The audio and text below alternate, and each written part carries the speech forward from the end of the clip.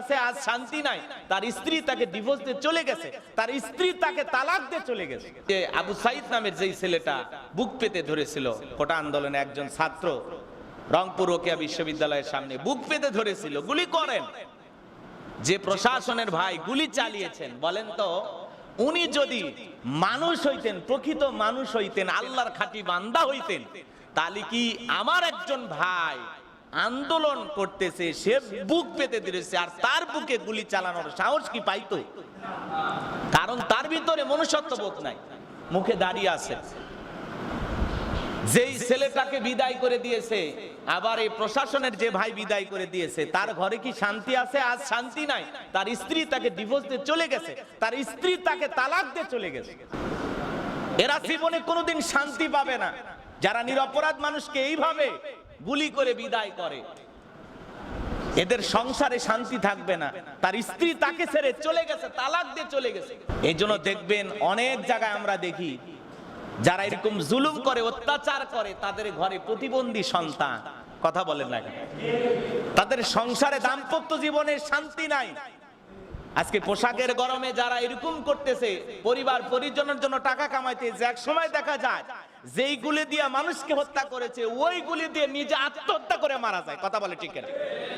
মাথা কাজ করে না যে আমি এটা কি করতেছি। এই জন্য বিবেকের বিরুদ্ধে কোনো কাজ করবেন না। নিরপরাধ কোনো মানুষকে কখনো জুলুম করবেন না, বিদায় করে দেবেন না। কোন নিরপরাধ মানুষকে কষ্ট দেবেন না। কষ্ট দেওয়ার আগে চিন্তা করবেন, প্রকৃত দোষী ব্যক্তিদের শাস্তি আমরাও চাই। কথা বলে ঠিক কিনা? সত্যি যারা এই রাষ্ট্রের ক্ষতি করেছে, সত্যি যারা অপরাধের সাথে জড়িত, তাদেরকে ধরেন, গ্রেফতার করেন, আমাদের কোনো আপত্তি নাই। কিন্তু রাস্তা থেকে একজন নিরপরাধ ছেলেকে তুলে নিয়ে যাবেন আর বলবেন এই অপরাধ করেছে। এই যে জুলুম করতেছেন, এই জুলুমের বিচার দুনিয়াতে না হলেও আল্লাহর আদালতে পার পাওয়ার কোনো সুযোগ নাই। এটা আপনাদের মাথায় রাখা লাগবে। পোশাক আসে থেকে যারে তারে ধরবেন, এটা কেন? যারা সত্যি অপরাধ করেছে ধরেন, আমাদের আপত্তি নাই। সম্মানিত হাজিরিন, এই জন্য বলতেছিলাম যে কোরআনের গবেষণা, কোরআনের চর্চা, কোরআনের জ্ঞান যদি সবার ভিতরে থাকতো, রাষ্ট্রের সবার ভিতরে থাকতো, প্রশাসনে যারা চাকরি করে এদের ভিতরে যদি আল্লাহর কোরআনের জ্ঞান থাকতো, তারা কখনো কোনো মানুষের প্রতি বিন্দু পরিমাণে জুলুম করতে পারতো না। একটা ছেলে বুক পেতে ধরলো, আপনি গুলি করলেন, বিদায় করে দিলেন, এটা কেমন? আপনার বিবেকে কি বাধা দেয় নাই? গুলি করার আগে কি আপনার চিন্তা হয় নাই সে আপনার ভাইয়ের মতো, সে আপনার সন্তানের মতো, সে এই বাংলাদেশের স্বাধীন রাষ্ট্রের একটা স্বাধীন নাগরিক? কথা বলে ঠিক। তার আন্দোলন করার অধিকার আছে। রাষ্ট্রের কাছে চাওয়া থাকতে পারে, রাষ্ট্রের কাছে জনগণ চাইবেই। রাষ্ট্র এটা নিয়ে চিন্তা ভাবনা করবে যে জনগণের এই চাওয়া যৌক্তিক না অযৌক্তিক, সঠিক না ব্যাঠিক, সত্য না মিথ্যা। এই দাবি পালন করলে রাষ্ট্রের ক্ষতি হবে না ভালো হবে, এটা রাষ্ট্র চিন্তা করবে। আজকে কত ছেলের প্রাণ চলে গেল। নাটক সিনেমাতে যারা অভিনয় করে, এরা পর্যন্ত এসে আন্দোলন করে বলতেছে এদেশের একজন নিরপরাধ ছাত্রর প্রাণ রাজপথে ঝরুক, একজন ছেলে মারা যাক, আমরা চাই না। কথা বলেন না কেন? যারা অভিনয় করে, সুপারস্টার বলেন, নায়ক বলেন, নায়িকা বলেন, এরা পর্যন্ত ফেসবুকে বলতেছে আমার প্রিয় মাতৃভূমি, তার শরীরে রক্ত লাগুক, এটা আমরা চাই না। একজন নিরপরাধ ছাত্র তার বুকে গুলি চালানো হোক, এটা আমরা চাই না। আজকে কোঠা আন্দোলনের নামে সারা দেশে যা হয়েছে, আসলে আমরা এটা ভাবিও না, কল্পনাও করি নাই। আজ দেশে কারফিউ চলছে।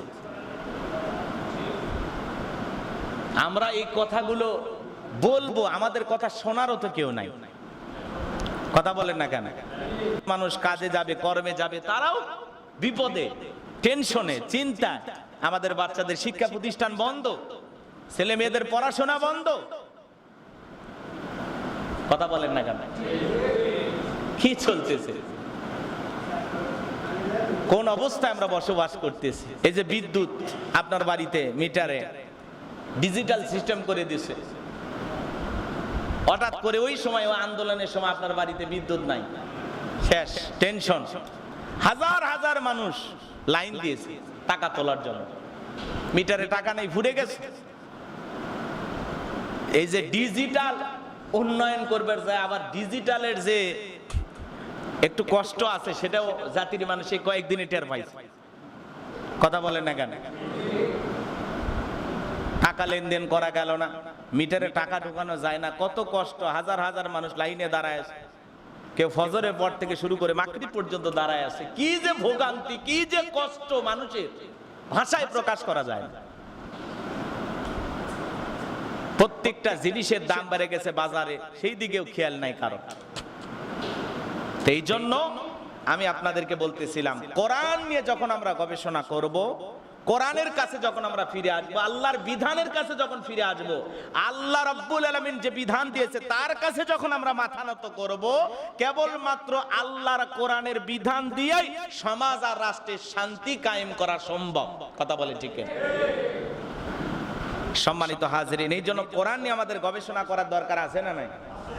এই জন্য আল্লাহ তাআলা বলতেছেন, তারা কি কোরআন নিয়ে একটু গবেষণা করে না, নাকি তাদের অন্তর তালাবদ্ধ?